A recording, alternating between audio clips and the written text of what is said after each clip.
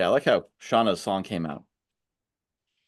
Except every once in a while when you prompt it, it will put part of the instructions in the lyrics, and it wasn't worth throwing that out to start it over. But the last line is something like "feminist fire," which I think was supposed to be a thematic prompt and not a lyric prompt. I'm like, yeah, we'll keep it. It's good enough.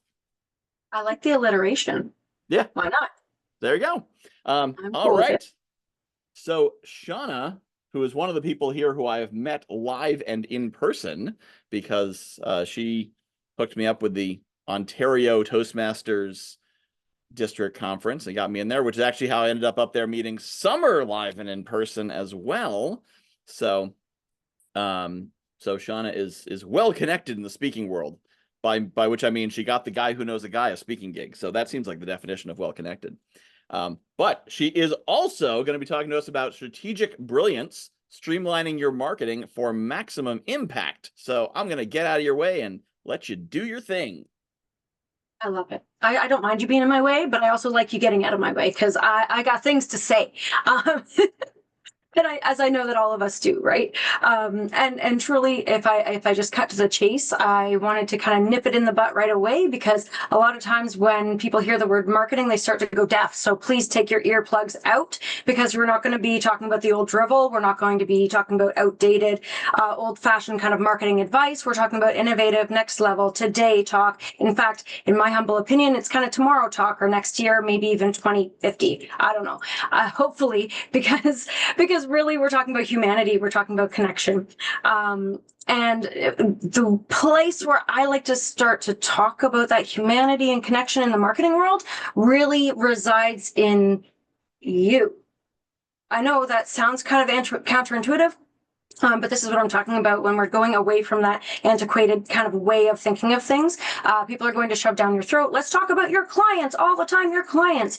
But I'm actually going to flip the script a little bit today. We're going to talk about you as a human and the kind of life you want to live. Because let's be real, we've all been caught on that hamster wheel of marketing. Right? Where you've been told you need to show up here, you need to do this thing, you have to post 60 times a day. Oh my God, record that video, dance to that song. I'm tired of it. And if I'm tired of it as a marketer, I know that you are too, because it's ridiculous and it doesn't work for the majority of people. What it does do, though, is it burns you out really quick. It subscribes you to, a short-term membership of hustle culture. I don't personally want to be a part of that, magazine subscription or whatever you want to call it. But hey, all the power to you. So today we're gonna backtrack. Okay, we're gonna get ourselves out of that space, out of that fight or flight, out of that hamster wheel, throw spaghetti at the wall, contort and twist yourself into this pre-made box that was never made for you in the first place. We're going to start talking about things that actually work. And the cool thing about that is that you don't have to do more. This is where we celebrate. Everybody should be celebrating. You don't need to do more. We're not going to add more to your pile. You've already got a shit ton of stuff to do. We're living life out here. You shouldn't have to add more to-dos to the pile, especially if they're going to drain you. So instead, we're going to refocus and do what actually works for you. Your goals, your vision, your lifestyle. And part of that will include, of course, the growth of your business, earning money, making the impact you want to make in the world. That should be that inclusion thing, right? Your life is first. Who you are is first. That other piece comes next, and it will come as a direct result when you are strategically aligned, when you really tap into that strategic brilliance. So I'll get off my soapbox, because truly I could preach about that for a little while, but let's talk about more tactical practical is what I like to call it. As I said, I liked the alliteration of the feminist fire, so tactical practical, the rhyming is fun too. I'm a bit of a word nerd as well. So what are we going to talk about? There are three things actually that we're going to talk about in particular, and they are clarity, connections, and conversion. But before we talk about that, I want to kind of talk more about why, right? Not just the shitty hamster wheel stuff, but also tactical, practical, your business.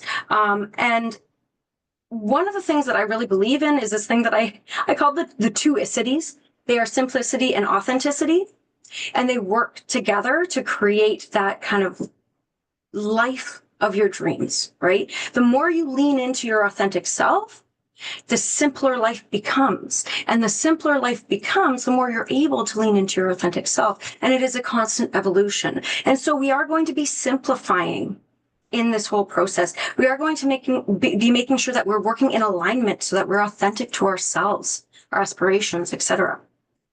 We're going to be finding and fixing clogs and gaps in our marketing system. Yes, all of that in this short chat that we have today.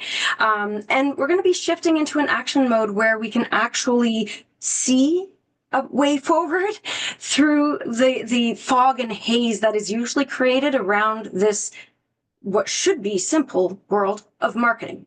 People like to overcomplicate it, but that's not necessary. It's not necessary. So the three things: clarity, connection, and conversion. First thing is clarity. A lot of times when we talk about clarity, we're thinking kind of about, as I said before, your ideal client and your message, and how are we going to jump to the conversion part of this whole story. And again, I want us to pump the brakes, slow down. Because when we're going to talk about clarity, we're actually going to talk a little bit more about who you are. Who are you? Because your personal brand matters, especially for solopreneurs, micro business owners, small business owners. Your personal brand matters. And it winds up bleeding into your professional brand. So we're going to ask those questions of, like, who am I? What do I stand for? This is another piece of progressive, forward-thinking marketing that is actually more rooted in today than even tomorrow for anybody who's opened their eyes to it. And that whole "what do I stand for" matters because today people are buying based on the relationship they form with the brand. And you can't form a real, authentic relationship unless you have something in common, right? Family, maybe. Integrity, possibly. Health and wellness. There are a few brands that might come to mind when you think about these things. These are values. Those brands have already leveraged those to form a relationship with you. One of my favorites, a great example of a big brand, Kleenex brand. Tissues, right? They show how deeply they are ingrained in the idea of compassion and humanity and realness and the messiness of being real. They show pictures of snot dripping out, of crying toddler faces and things smeared all over the place, and they offer you a Kleenex, right? And you, oh, wow, that I get it. They get me. They understand me. That forms a relationship. That makes them memorable. That makes it easier for somebody to buy into their brand. So you're going to use the same kind of methodology when we're thinking about clarity. And then I would be remiss if I didn't say also thinking about clarity of who you do serve. But I'm not talking about demographics. I'm not talking about a 30-something-year-old urban woman who makes 80 grand a year. I'm not talking about that necessarily. I'm talking about more so the psychographics. As somebody with a rich history in psychology and neuroscience, psychology, psychographics, that matters. How people think, why people think that way, why people make choices in their day-to-day that lead to the lifestyle they're living and maybe not the lifestyle they want. Of course, that disconnect creates an opportunity for you as a business owner. Understanding that deeply allows you to better form those authentic connections and take action. So that clarity in your brand identity and your positioning with your audience can help you to develop the brand messaging within your offers and your marketing that will actually move the needle forward. That's the first thing, clarity. And I know there's a lot to pack into these, and I'm always open to questions, especially after I'm done kind of riffing at you guys for a little bit. But moving on to connection, you heard me say connection quite a few times already, and that's because, and this is where we're clearing the fog a little bit around marketing, we're demystifying it, right? That's all marketing is. It's connection. It's forming relationships. Your marketing is intended to do that. You need those relationships and connections in order to You've heard this too. I know you've heard this. Form the know, like, trust factor. Well, that's marketing, right? How do we do that though, right? After we've gotten the clarity, how do we do that? How do we move forward? Well, I like to look at things with a Venn diagram. Why? Because we start with you, who you are, what you believe in, what you stand for, what lights you up, what brings joy out of your body. There was a kids show back in the day that said something about whatever makes your heart happy, that end of things. And then there's the other side, which is what we just talked about, all about your ideal audience, your ideal clients, your dream clients, the people who are just perfect for the thing that you do. And we look at these two things, and we look at it in a very, again, tactical, practical way. Where do they show up? Why do they show up there? How do they engage there? What are they doing there? And a lot of people stop there. And this is what I'm saying. This is the outdated look of things. A lot of people stop there, and then they enter into that space with marketing on their mind, and they become performative. They put on a persona in that space in order to engage and connect with those people. And the problem with that is that they see right through you. That's where you feel salesy. That's where they feel your salesy energy. You're not being authentic. You're not making things simple for them. And that's problematic, right? You and I both don't want to be salesy. That feels disgusting. I don't want to go into any room and be like, hey, you can get a deal today. That doesn't feel good. I just got like goosebumps. That doesn't feel good. I don't like it. So instead, you understand where they're showing up. You understand how they're engaging, and you show up as you within that space. What does that look like? Well, you have to decide that for yourself. That's why that clarity comes first. And if that particular space that you think of top of your mind doesn't really jive with you, it doesn't light you up, it doesn't make you feel happy, don't do it. Oh no, a marketer said don't show up and where the place their people are. Oh. Everybody gets their knickers in a bunch when I say that, because everybody in the past would say, go to where they are. In today's world, they are not in just one place. They're not. You can find the overlap. I've also bad practice to cover your face when you're doing a presentation. So here we are being rebels. Right there is where you want to be. If it doesn't light you up, don't do it. But if they're not there, don't do it, right? That doesn't make sense. You need to do both. You need to show up in a space that lights you up in a way that lights you up, but also in a space that they're actually existing within. Finding that middle ground is a really crucial part of your marketing to make sure that you're being strategically brilliant in the way that you're showing up, and you won't burn out. If you don't like singing and dancing, don't go to TikTok. If you prefer to make, infographics and thought out, thought leadership style posts, go to LinkedIn, right? If you want to take pictures of cool food, let's say you're a nutritionist, awesome. Go to Instagram. You're a photographer, beautiful. You already like visuals, go to Instagram, hang out there. Find a place where it makes sense for you to be, to light yourself up, to get you excited about creating in that space, and do that. Maybe it's just email marketing. Awesome. That's okay too. There are great ways to leverage that as well. I'll get off of that high horse as well, because I think you get the point. Venn diagram. That's perfect. Next thing is conversion.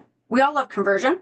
But before I talk about specifically conversion, we're going to talk about 3 letters that people either love or hate.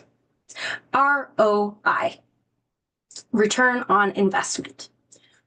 Why are we talking about that? Because it matters. We often see that investment, and then we think money, right? A lot of people are, money, investment.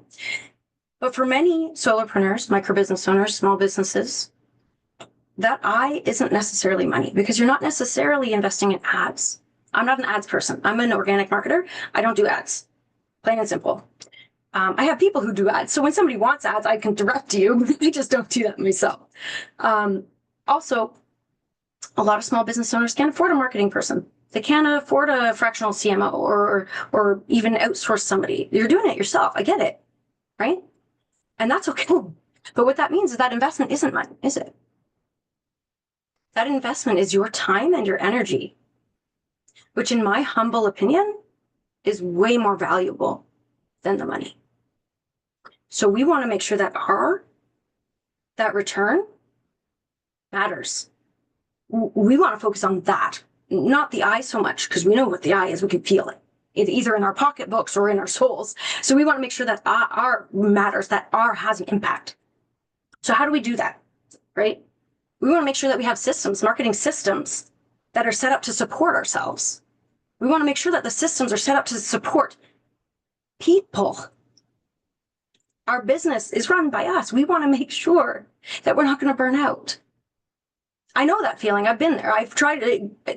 A decade ago when I first started, everybody told me show up everywhere. Okay, let's go. You get so excited. You show up everywhere. But a month and a half later, I was sick. I don't wish that on anybody because it took so long to recuperate.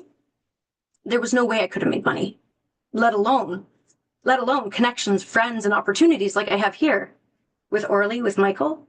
I wouldn't have been able to do that because I wasn't nurturing myself. I hadn't created the systems around my marketing, around the way I did my business in a way that allowed me to show up consistently and sustainably. So that's the conversion part of things that will get you those results, right? To make sure that you're being sustainable. The other part of that is also making sure that you're not just being visible for visibility's sake. So you're being intentional.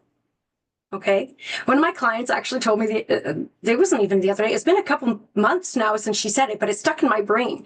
She says, I don't want to just throw more shit on the pile. It was funnier when she said it because she's French, but it was great. It was great. I don't want to throw more shit on the pile. Okay, then don't. Be inventive. Be curious. And figure out a new way, a new angle, a new approach that is unique to you and still serves your audience. Right? Don't just create for the sake of creating. Show up for the sake of showing up.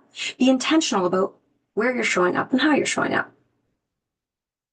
A part of that is, of course, understanding the journey within which your prospective clients will go on in order to get to that point of conversion. So there are two things that we look for within the context of that. They are clogs and gaps. I mentioned this at the beginning. What are the clogs and gaps? A clog is something that I've experienced many times because I've been told that I'm very friendly, which is bittersweet. That is where you've got your pipeline. You've heard of that sales pipeline before, right? Or a funnel, but I like pipeline a little bit better. And in that pipeline, people are traveling through, making choices as to how they want to dive deeper into your world. And if there's a clog, what that means is that you really haven't given them the opportunity to take a step deeper or further into that pipeline with you.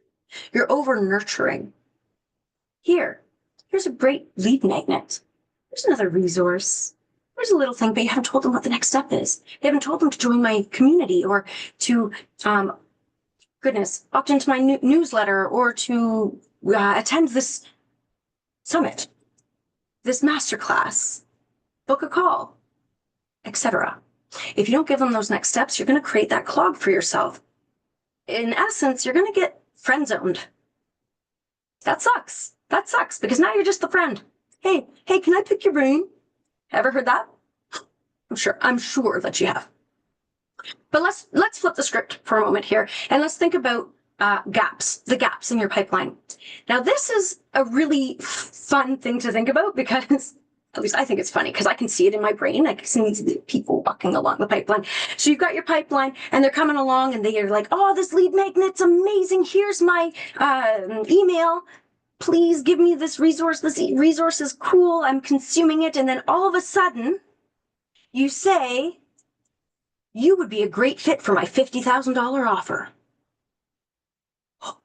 Holy crap. Listen, that was just the first date. Okay. I did not expect a diamond ring. I'm out.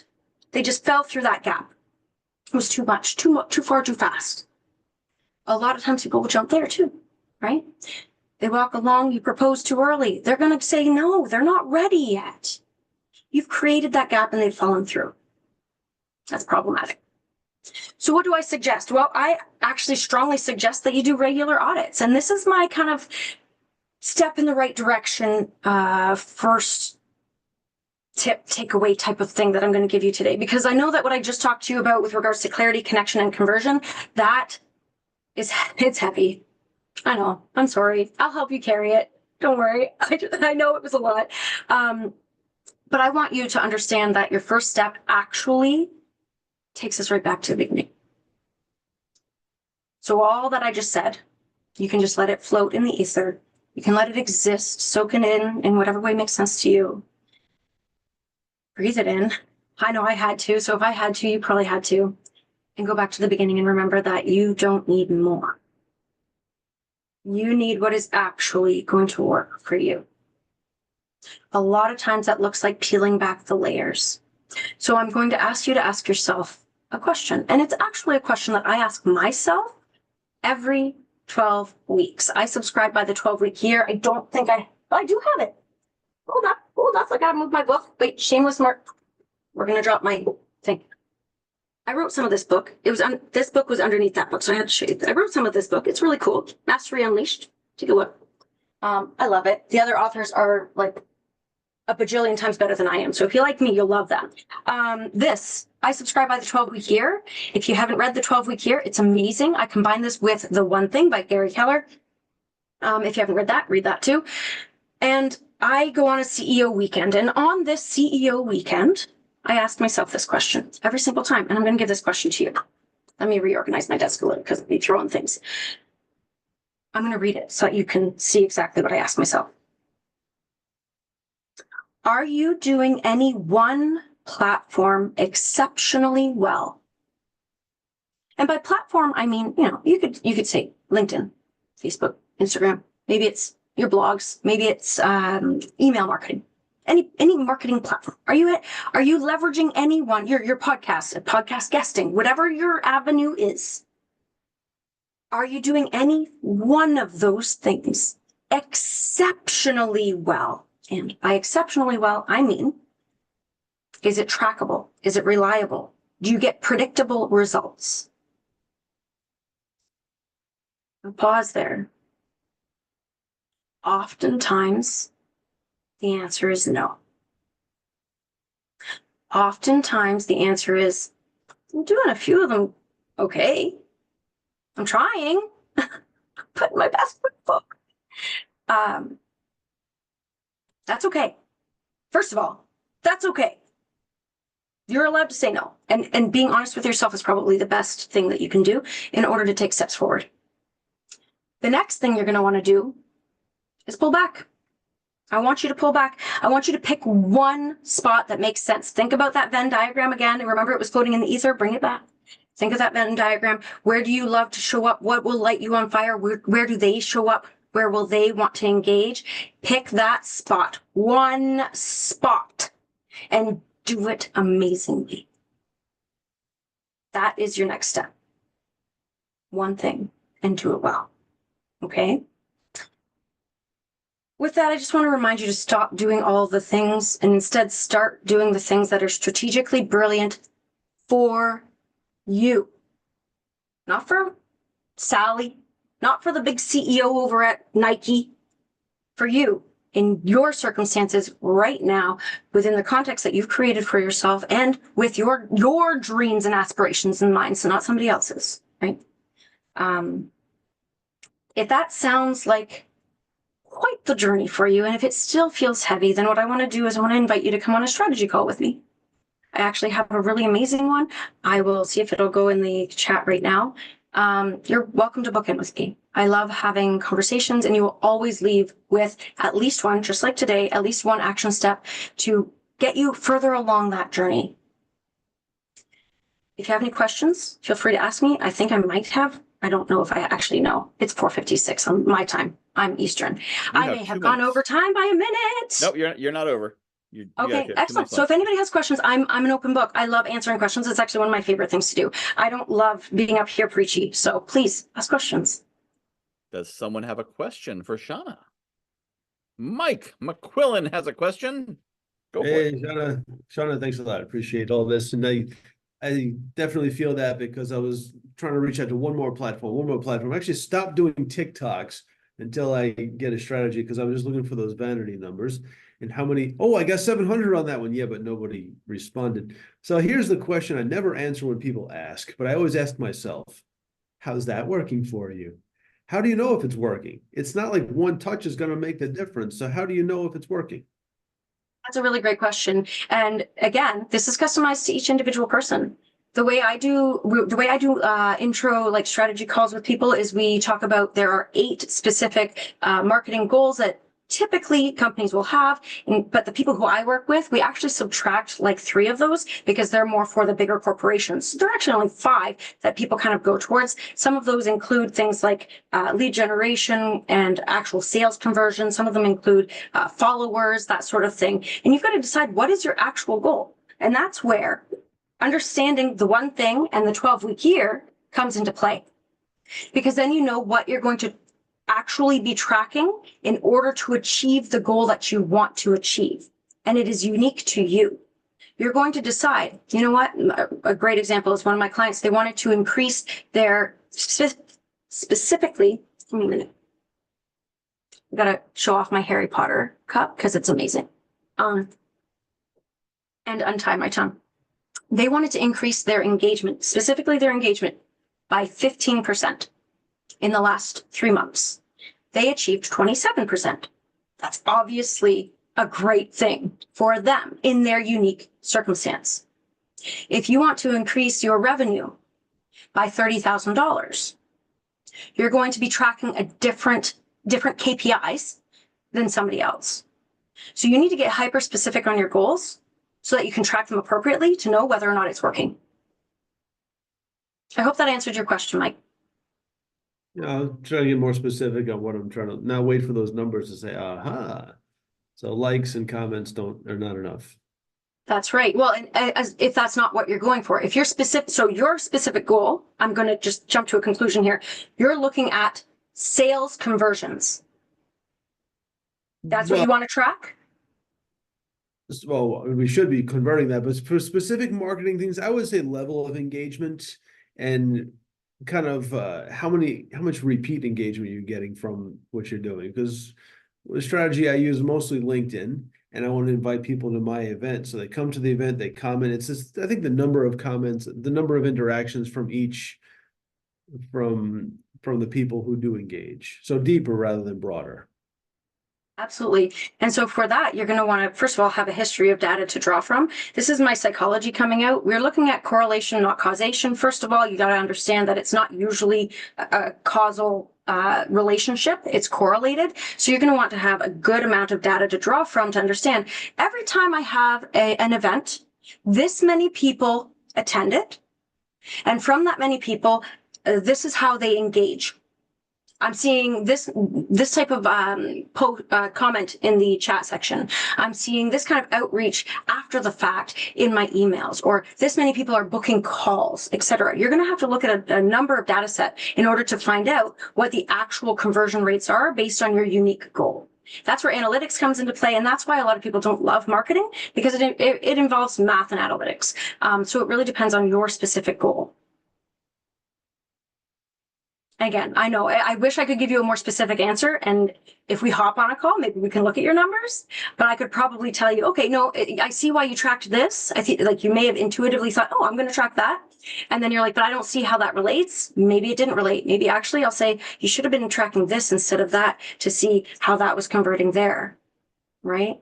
It all depends. Having a wide data set, I think, is really helpful to understand what's actually pulling the strings, so to speak, to get people to do what you need to do. And then again, this is doing less is more.